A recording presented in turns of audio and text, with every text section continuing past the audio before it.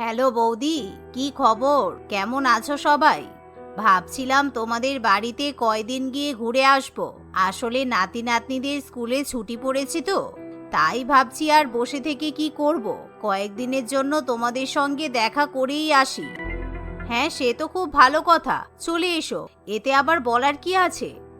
আচ্ছা বৌদি, একটা কথা বলার ছিল। আসলে আগের বার বড় বৌমা যে রান্না বান্না করেছিল না, খুব ভালো হয়েছিল। তুমি একটু বড় বৌমাকেই কিন্তু রান্না বান্না করতে বলে দিও। আসলে আমার মেয়ে জামাই যাচ্ছে তো, জামাই কিন্তু আবার খারাপ হাতের রান্না খেতে পারে না। ও, কিন্তু বড় বৌমা রান্না বান্না করবে কিনা সে নিয়ে অনেক সন্দেহ আছে। আসলে বড় বৌমা তো আলাদা হয়ে গেছে, 1 মাস হয়ে গেল। আমি আর তোমার দাদা ছোট বৌমার সাথেই থাকি, ওদের কাছেই খাই। আর বড় বৌমা তো সেভাবে। আহ বৌদি, তুমি এমন ভাব করছো যেন বড় বৌমা তোমাদের বাড়ি থেকেই চলে গেছে। বংশের বউ হিসেবে ওর কি কোনো দায়িত্ব নেই? বাড়িতে অতিথি গেলে বড় বৌমারও তো আপ্যায়ন করা দরকার। আমি অত শত জানি না, আমি আমার মেয়ে জামাইয়ের কাছে তোমার বড় বৌমার নামে অনেক প্রশংসা করেছি, তাই ওরা কিন্তু বড় বৌমার হাতেরই রান্না খাবে। এমন কথা বলে আগমনী দেবী ফোন রেখে দেয়। কিন্তু এখন আর সোনা দেবীর কিছু করার থাকে না। সে তার বড় বৌমার কাছে গিয়ে বলে, কাজ করার ভয়ে তো দিব্যি সংসার আলাদা পাতিয়ে ফেললে, কিন্তু তুমি যেহেতু একই বাড়িতে থাকবে, তাই আমাদের অতিথিদের আপ্যায়ন করাও কিন্তু তোমার দায়িত্ব। তোমার পিসি শাশুড়ি আর ওনার পরিবার কয়েকদিনের জন্য আমাদের বাড়িতে থাকতে আসছে, তোমাকে কিন্তু সবার জন্য রান্না করতে হবে। এমন কথা শুনে অঞ্জলি খুবই চিন্তায় পড়ে, কারণ অঞ্জলির ঘরে ভালো ভালো রান্না করার মতো কোনো উপকরণই থাকে না। অর্থাৎ সোনা দেবীর বড় ছেলে ফ্যাক্টরিতে কাজ করে, সে খুব বেশি টাকা মাহিনা পায় না। বেশ কয়েক মাস আগে অঞ্জলির সঙ্গে তার ছোট যা সোনিয়ার খুব ঝামেলা হয়, তাই অঞ্জলিকে বাধ্য হয়ে সংসার আলাদা করতে হয়। বিজয় যেহেতু সংসারে বেশি টাকা দিতে পারত না, তাই সোনিয়া সবসময় অঞ্জলিকে উঠতে বসতে খোঁটা দিত, আর সেই খোঁটা সহ্য করতে না পেরেই অঞ্জলি আলাদা হয়ে যায়। হ্যাঁ মা, নিশ্চয়ই, বাড়িতে অতিথি আসলে তাদেরকে আপ্যায়ন করা তো আমার কর্তব্য।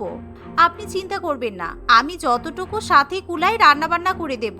আপনি তো জানেন আপনার ছেলের ইনকাম বেশি নয়, তারপর আমাদের সংসার চালানো, রিজুর পড়াশোনা সবকিছু নিয়েই চলতে হয়।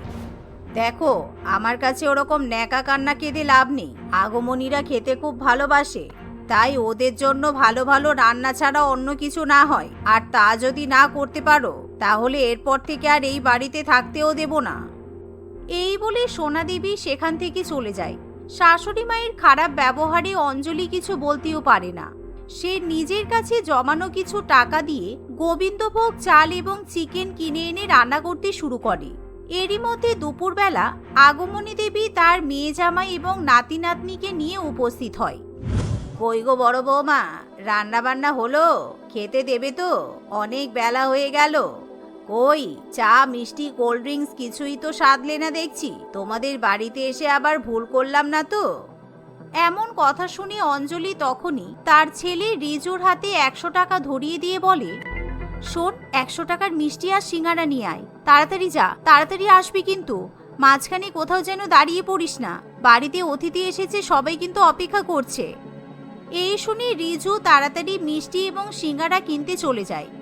আর অন্যদিকে অঞ্জলি লেবু শরবত বানিয়ে অতিথিদের পরিবেশন করে। অঞ্জলির হাতে সাধারণ শরবত খেয়েও বাড়ির অতিথি খুবই তৃপ্তি অনুভব করে। বৌদি, আমার জন্য একটু ফ্রেঞ্চ ফ্রাই বানিয়ে দাও তো। আমি আজকেই সকালবেলা কলকাতায় ল্যান্ড করেছি, তাই আর সময় পাইনি। আমার খুব দেশি বাঙালি ফ্রেঞ্চ ফ্রাই খেতে ইচ্ছে করছে। আসলে আজকে যা আলু এনেছিলাম সব তো মাংসের ঝোলের মধ্যে দেওয়া হয়ে গেছে, তাই আর ফ্রেঞ্চ ফ্রাই বানানোর মতো কিছু নেই। কিন্তু তোমরা বসো, রিজু এখনই তোমাদের জন্য মিষ্টি আর সিঙ্গারা আনবে।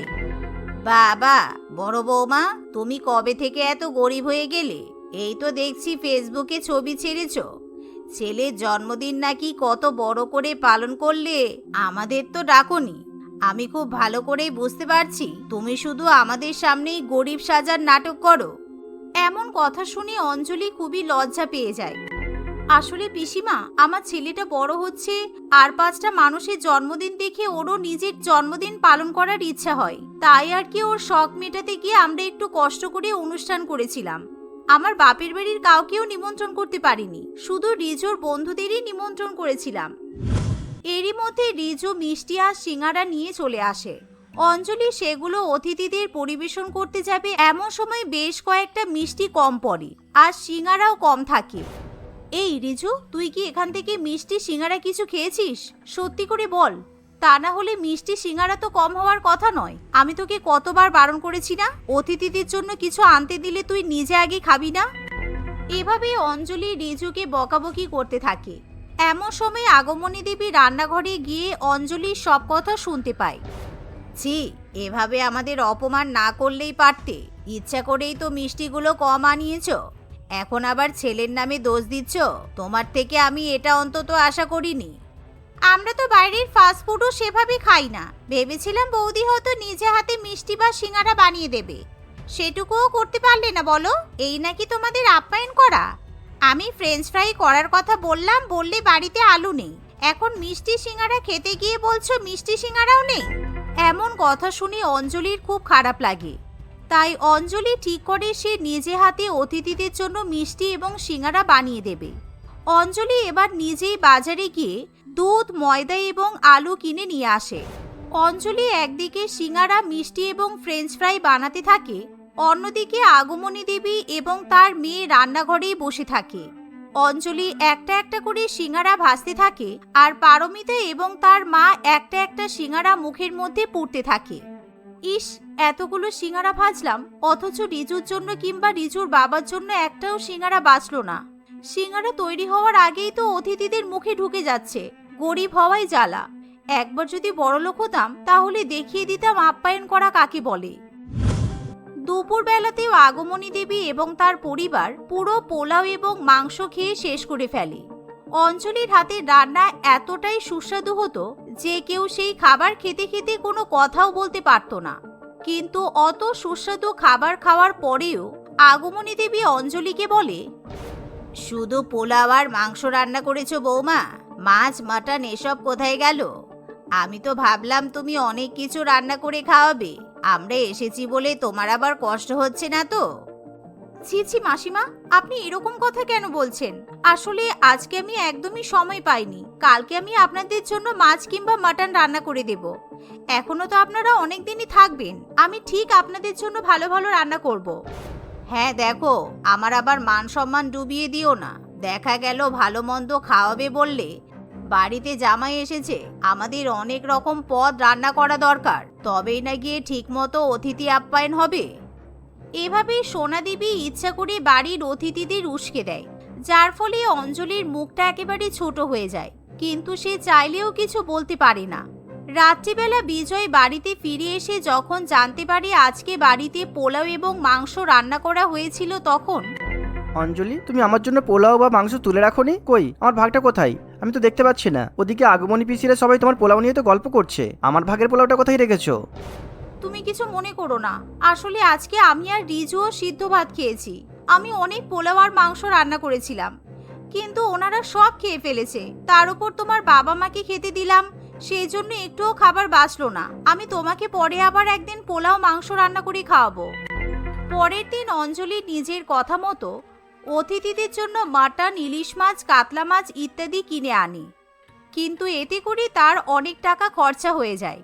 অঞ্জলি নিজেও একটা সেলাই মেশিনে কাজ করত, তাই সে নিজের কাছে বেশ কিছু টাকা জমিয়ে রাখত।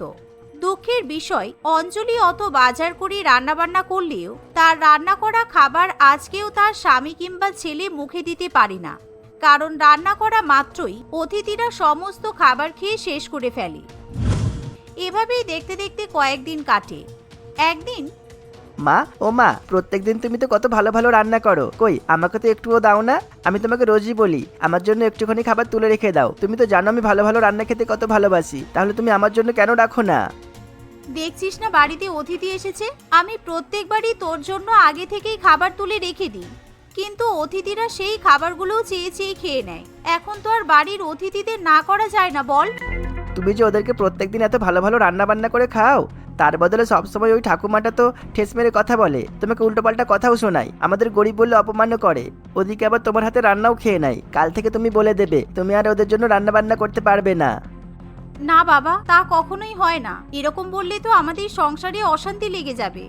এমনিতেও পিসি ঠাকুমারা কয়েকদিনের জন্যই তো এসেছে, কিছুদিন বাদেই আবার চলে যাবে, তখন তোকে আবার ভালো ভালো রান্না করে খাওয়াবো।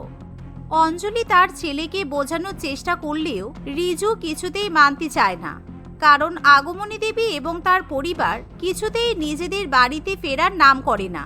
প্রত্যেক দিনই তারা অঞ্জলির হাতে রান্না করা ভালো মন্দ খাবার খায়, কিন্তু ছোট্ট বাচ্চা ছেলে রিজু কিছুই খেতে পায় না। তাই একদিন রিজু আগমনী দেবীর কাছে গিয়ে বলে, এই যে ঠাকুমা, তুমি তো আমাদের বাড়িতে অনেক দিন আছো, কই আমাকে তো কিছু রান্না করে খাওয়ালে না, বা আমাকে তো কোনো কিছু উপহারও দিলে না। কালকে আমার বন্ধুর বাড়িতে ওর পিসি ঠাকুমার এসেছে, ওর জন্য কত উপহার নিয়ে এসেছে, কই তুমি তো আমার জন্য কিছু আনোনি। তুই বাচ্চা ছেলে, তোর জন্য আবার কি আনবো? আমরা তো এমনিই কদিন বেড়াতে এসেছি, আবার কদিন বাদেই তো চলে যাব। আমার বন্ধু হতো বাচ্চা ছেলে, কিন্তু ওর ঠাকুমার জন্য অনেক জামা কাপড়, খেলনা আর অনেক চকলেটও নিয়ে এসেছে। আর তুমি তো খালি হাতে চলে এসেছো, সামান্য মিষ্টিটুকুও তো আনতে পারোনি। এদিকে আবার আমাদের রান্নাঘরে গিয়ে রোজ রোজ গিলে আসো, তোমার লজ্জা করে না? আর তোমার জামাই তো 1 মাস আমাদের বাড়িতে থেকে খেয়ে খেয়ে মোটাও হয়ে গেল। কি, যত বড় মুখ নয় তত বড় কথা? এইটুকু বাদরের মতো বাচ্চা, তোর সাহস কি করে হয় আমাকে এরকম কথা বলার? রিজু তো ঠিকই বলছে। তাছাড়া মা, শুনলাম তুমি নাকি বলেছো অতিথিদের আপ্যায়ন না করলে আমাকে আর অঞ্জলিকে বাড়ি থেকে বের করে দেবে। আর শুনে রাখো, আমি একটা ভালো কাজ পেয়েছি, তাই আমি আর এই বাড়িতে থাকবো না। বিজয়ের কথা শুনে সোনা দেবী অত্যন্ত লজ্জা পেয়ে যায়। না না বিজয়, তোকে কোথাও যেতে হবে না। আমি বৌমাকে ভয় দেখানোর জন্যই এরকম বলেছিলাম। তুই এই বাড়িতেই থাক। আর আগমনী, অনেকদিন তো হলো তোমরা এখানে থাকলে, এবার তোমরা বাড়িতে ফিরে যাও, পরে আবার এসো, কেমন? সোনালী দেবীর মুখে এরকম কাটছাট কথা শুনে আগমনী দেবী এবং তার পরিবার সেখানে বেশিক্ষণ থাকতে পারে না। তারা তল্পি তল্পা গুটিয়ে তখনই সেখান থেকে কেটে পড়ে। তুলিকা তার বর কুমার এবং শাশুড়ি মা কাঞ্চনা দেবীর সঙ্গে বাস করত। কুমার একজন ইঞ্জিনিয়ার ছিল, সে মোটা টাকা ইনকামে চাকরি করত। এক কথায় তাদের পরিবারের অবস্থা ছিল খুবই সচ্ছল। তুলিকা খুবই নম্র, ভদ্র, সাদাসিধে একটি মেয়ে ছিল। গ্রামের মেয়ে হওয়ায় সে শহরের আধুনিকতা ছোঁয়া থেকে অনেকটাই দূরে ছিল। সে ঘরোয়া মেয়েদের মতোই সংসারের কাজকর্ম করত এবং তার পরিবারের খেয়াল রাখত। কাঞ্চনা দেবীর পছন্দেই তার ছেলের বিয়ে তুলিকার সঙ্গে হয়েছিল। বিয়ের পর বেশ কয়েক মাস ঠিকঠাকই চলছিল। একদিন কুমার তুলিকাকে বলে, তুলিকা শুনছো, আমার বস একটা পার্টি রেখেছে, আমি তোমাকে ওই পার্টিতে নিয়ে যাব, তুমি যাবে তো নাকি? কি পার্টি? আমি তো পার্টিতে কোনোদিনও যাইনি। পার্টি কেমন হয় সেটাও জানি না। আমি শুধু টিভিতে দেখি সবাই মদ খেয়ে নাচানাচি করে। আমি যাব না বাবা, আমার ওসব পছন্দ নয়। তা যাবে কেন? সারা জীবন তো ওই গ্রামের বাইরে এক পাও বের করোনি, বইয়ের মধ্যে মুখ গুজেই কাটিয়ে দিলে। সিনেমা দেখতে যেতে বললেও যাও না, পার্কে যেতে বললেও যাবে না। তোমার সমস্যাটা কি বলো তো? সংসারের কাজকর্ম ছাড়া তো আরো জিনিস আছে। দুজনে একসাথে ঘুরবো, মজা করব, কত ভালো লাগে বলো তো। আচ্ছা আচ্ছা, আমি যাব, তুমি রাগ করো না। আসলে শহুরে মানুষদের সঙ্গে আমাকে খুবই বেমানান লাগে। সবাই আমাকে নিয়ে খিল্লি করে যে। হ্যাঁ, বেমানান তো লাগবেই। বেমানান যাতে না লাগে সেই জন্যই তো আমি তোমার জন্য ওই ওয়েস্টার্ন ড্রেসটা নিয়ে এসেছি। ওটা পরলে তোমাকে হেব্বি দেখাবে, বুঝেছো? এমা, ছিছি, কি ছোট জামা! ইস, কি বাজে! আমি এসব পরতে পারবো না। আমি শাড়ি পরেই যাব। ছাড়ো, তোমার দ্বারাও সব হবে না। গেঁয়ো ছিলে আর গেঁয়োই থেকে যাবে, বিরক্ত লাগে একেবারে। তারা কথা বলছিল, তখন তাদের বাড়ির কলিং বেল বেজে ওঠে। কুমার খুবই বিরক্তিতার সঙ্গে দরজা খুলতে চায়। দরজা খুলতেই তার চোখ বড় বড় হয়ে যায়। দরজার বাইরে দাঁড়িয়ে ছিল সুন্দর দেখতে একটি ছোট্ট ড্রেস পরা যুবতী মেয়ে। মেয়েটি আর কেউ নয়, তুলিকার ছোট বোন মনিকা ছিল। কুমার একভাবে মনিকার দিকে তাকিয়েই ছিল। কি হলো? হ্যালো, কি হলো জামাইবাবু? কি দেখছো এভাবে? চিনতে পারছো না নাকি? আমি তোমার একমাত্র শালী মনিকা। হ্যাঁ হ্যাঁ, চিনতে পারছি। সেই বিয়ের দিন দেখেছিলাম তো, অনেক দিন হয়ে গেছে তো, তাই একটু এসো এসো, ভিতরে এসো। তুলিকা, দেখো তোমার বোন এসেছে। আয় বোন আয়, এতদিন ধরে বলে বলে আজকে তো সময় হলো, তাই তো? দিদির কথা মনে পড়ে না বুঝি? হ্যাঁ মনে পড়ে তো, তুই বললে হবে? কই জামাইবাবু তো একবারও বলেনি। আর চিন্তা করিস না, আমার পরীক্ষা শেষ, কলেজ ছুটি, 2-3 মাস থেকেই বাড়ি যাব। জামাইবাবু বলবে কিভাবে? আমার শালির ফোন নাম্বারটাই তো জানি না আমি। তা জানবি কিভাবে? ওয়াও দিদি, এই ড্রেসটা কার রে? খুব সুন্দর লাগছে, কে এনেছে এটা? আমি এনেছি তোমার জন্য। আমি আগে থেকেই জানতাম যে তুমি আসবে, তাই তোমার এটা গিফট। নাও নিয়ে নাও, তোমাকে এটা পরে দারুণ মানাবে। ওয়াও সত্যি? শুধু নতুন ড্রেস কিনে দিলেই হবে না, আমাকে কিন্তু ঘুরতে নিয়ে যেতে হবে, তবেই আমি এখানে থাকবো, না হলে কিন্তু বাড়ি চলে যাব। তোমাকে দেখে জাস্ট আমি অবাক হচ্ছি, বুঝেছো? ভাগ্যিস তুমি তোমার দিদির মতো হওনি। তোমার দিদি তো বাড়ির বাইরে পাই রাখতে চায় না। যাক, আমার শালি এসে গেছে, এবার শালির সঙ্গে মজা আড্ডা ঘোরা সব হবে। কি গো তুলিকা, তোমার রাগ হচ্ছে না তো? কেন রাগ হবে কেন? তোমাদের শালি জামাই বাবুর মধ্যে আমি কেন কথা বলতে যাব? আর আমার বোনটা একটু ঘুরতে ভালোবাসে, তুমি বরং তোমার অফিসের পার্টিতে মনিকাকে নিয়ে যাও, আমি তো যাব না এমনিও। এই তো কত ভালো একটা আইডিয়া দিলে। কি মনিকা রেডি তো? কিন্তু সবাই সবাই তোমার শালিকে আমার বউ ভাববে। পরের দিন কুমার মনিকাকে নিয়ে বাড়ি থেকে বেরিয়ে পড়ে। মাঝ রাস্তায় মনিকা বলে, জামাই বাবু আমার পার্টিতে যেতে ইচ্ছা করছে না, চলো না আমরা সিনেমা দেখতে চাই, নতুন মুভি রিলিজ হয়েছে, নাইট শো দেখবো, খুব মজা হবে, তুমি আর আমি যাব। সিনেমা দেখতে যাবে? কিন্তু তোমার দিদিকে জানাতে হবে তো। দাঁড়াও একটা ফোন করি। দূর, দিদিকে বলে কি হবে? দিদি তো এমনিতেই হ্যাঁ বলবে, কাউকে কিছু বলার দরকার নেই। তুমি আমাকে নিয়ে যাবে কিনা বলো? হ্যাঁ অবশ্যই, চলো না, কেন যাব না। ঠিক আছে চলো, সিনেমা দেখার আগে একটা বড় 5 স্টার রেস্টুরেন্ট থেকে আমরা ডিনার করি। আজকে আমার অনেক ভালো ভালো খাবার খাওয়ার ইচ্ছে করছে, কি খাওয়াবে তো? হ্যাঁ হ্যাঁ সুন্দরী, কেন যাব না? তুমি যা বলবে তাই হবে। আমার একমাত্র শালি বলে কথা। এখন ভাবছি তোমার দিদিকে না বিয়ে করে তোমাকে বিয়ে করলে কত ভালো হতো। সেটাই, মনিকাকে পাওয়ার জন্য শুধু তুমি না, অনেকেই পাগল। ও আছে নাকি কেউ তাহলে? না না, কেউ নেই, আপাতত সিঙ্গেল। কুমার ও মনিকা একই সঙ্গে ডিনার করে, একসঙ্গে সিনেমাও দেখে। অনেক রাত করে তারা বাড়ি ফিরে আসে। তুলিকা তাদের অপেক্ষায় বসেছিল, তারা এলে একসঙ্গে খাবে তাই। তুমি খাওনি কেন? তুমি জানো না আমরা পার্টিতে গিয়েছিলাম? পার্টি থেকে কি কেউ না খেয়ে ফেরে? এতটুকুও জ্ঞান নেই তোমার? থাকবেও বা কি করে? তোমার বোনকে দেখে তো কিছু শিখতে পারো। যাও খেয়ে নাও তুমি। পরের দিন সকালবেলা কুমার ব্রেকফাস্ট করে অফিসে চলে যায়। মনিকা একটু লেটে ঘুম থেকে উঠে কুমারকে দেখতে না পেয়ে ফোন করে। হ্যালো জামাই বাবু, তুমি কোথায়? আমাকে বাড়িতে একা রেখে তুমি চলে গেলে, আমি বোর হচ্ছি তো। আমি তো অফিসে আছি, অফিসে তোমাকে কিভাবে নিয়ে আসবো? আর বোর হবে কেন? তোমার দিদি আছে তো, গল্প করো। বাড়ি ফিরে আমরা ঘুরতে বেরোবো, ওকে? না, দিদির সঙ্গে গল্প করার জন্য আমি এখানে আসিনি তো, আমি তোমার সঙ্গে ঘুরতে এসেছি, বুঝেছো? কি বলছি শোনো না জামাই বাবু। হ্যাঁ বলো না, কি হলো? আমি না ড্রেস নিয়ে আসতেই ভুলে গেছি, আমার পরার মতো ড্রেসও নেই, ম্যাচিং জুতাও নেই। আমি এখানে কি করে থাকবো? আমাকে বাড়ি ফিরে যেতে হবে, আমার প্রত্যেক দিন নতুন নতুন জামা জুতা পরার অভ্যাস। আরে বাড়ি যাবে কেন? আমি আছি তো, তুমি এসো, এখনই এসো, আমি আসছি। তোমার যা লাগবে নিয়ে নেবে। চলো শপিং করে আসি আমরা। এবার হ্যাপি তো? হ্যাঁ জামাই বাবু, খুব খুশি। আর হ্যাঁ, পিৎজা খাওয়াবে তো? মনিকা কুমারের সঙ্গে শপিং করতে একটা বড় শপিং মলে যায়। মনিকা অনেক অনেক কিছু পছন্দ করে। সে টোটাল 50,000 টাকা শুধু জামা আর জুতা কিনে ফেলে। একটু বেশি হয়ে গেল বলো জামাই বাবু? না না, একদমই নয়। তোমার মতো এত সুন্দর শালির জন্য এইটুকু তো করতেই পারি। আরো কিছু লাগলে বলতে পারো, কোনো অসুবিধা নেই। আরো কিছু বলতে? জামাই বাবু, আমার না ফোনটা অনেক পুরানো হয়ে গেছে, ভালো করে কথাও শোনা যায় না। আমি যখন বাড়ি চলে যাব তোমাকে তো রোজ ফোন করব, তখন খুব অসুবিধা হবে।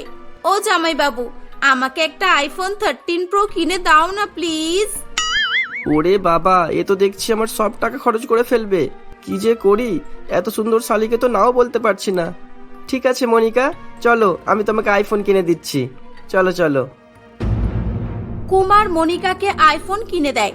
কুমার টাকা বুঝে সুঝে খরচ করতে ভালোবাসতো, তাই এত টাকা খরচ করতে তার খুব কষ্ট হচ্ছিল। এরকম ভাবেই প্রত্যেক দিন মনিকা কুমারকে কিছু না কিছু কিনে দেওয়ার জন্য আবদার করত। দেখতে দেখতে 1 মাস কেটে যায়। একদিন হঠাৎ করে কুমারের মা কাঞ্চনা দেবী খুব অসুস্থ হয়ে পড়ে এবং তাকে নার্সিং হোমে ভর্তি করতে হয়। তার ব্রেন ইনজিউরি ধরা পড়ে। ডাক্তার জানায় যে ব্রেনের অপারেশনের জন্য 10 লক্ষ টাকা প্রয়োজন পড়বে। কুমারের কাছে তখন টাকা ছিল না। মনিকার পেছনে এত টাকা খরচ করতে করতে সে হাত শূন্য করে ফেলেছিল।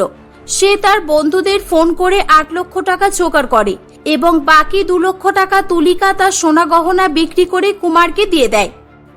জামাইবাবু, আমার অ্যাপেলের ল্যাপটপ কোথায়? তুমি বলেছিলে কিনে দেবে। আমি কিছু জানি না, আজকে আমাকে কিনে দিতেই হবে। তুমি কি পাগল হয়ে গেছো মনিকা? আমার মা নার্সিং হোমে ভর্তি। এত কষ্ট করে আমি 10 লক্ষ টাকা জোগাড় করলাম, আজকে আমার মায়ের অপারেশন, আর তুমি এখনো এটা লাগবে ওটা লাগবে করছো। ছি মনিকা ছি, তুমি এতটা লোভী জানতাম না তো।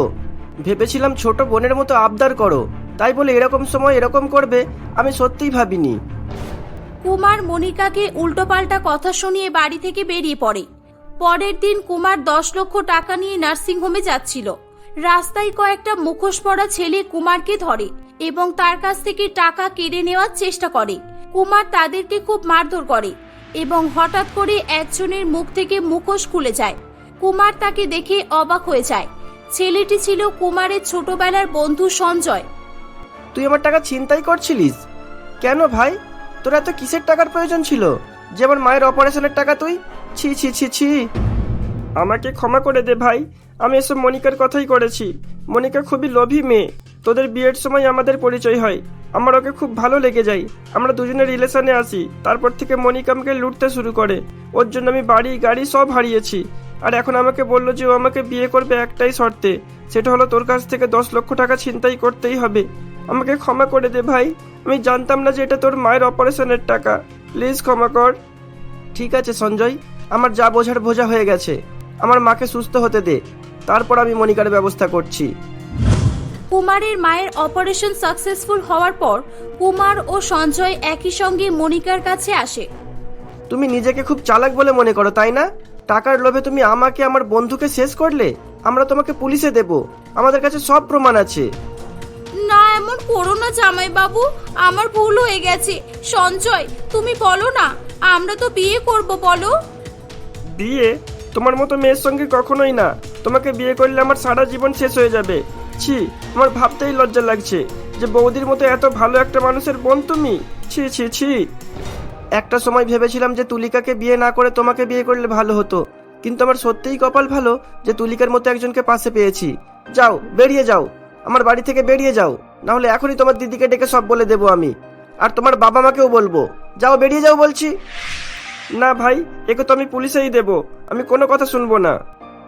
না না, আমাকে ছেড়ে দাও, আমার ভুল হয়ে গেছে, আমি চলে যাচ্ছি এখান থেকে। আমাকে পুলিশে দিও না, আর আমার দিদিকে কিচ্ছু বলো না প্লিজ। সঞ্জয় ও কুমার দুজনেই রেগে গিয়ে মনিকার গালে একটা চড় মারে। মনিকা পুলিশের ভয়ে সেখান থেকে চলে যায়। কুমার তার ভুল বুঝতে পারে এবং সে তার বউকে আবার আগের মতো করে ভালোবাসতে শুরু করে।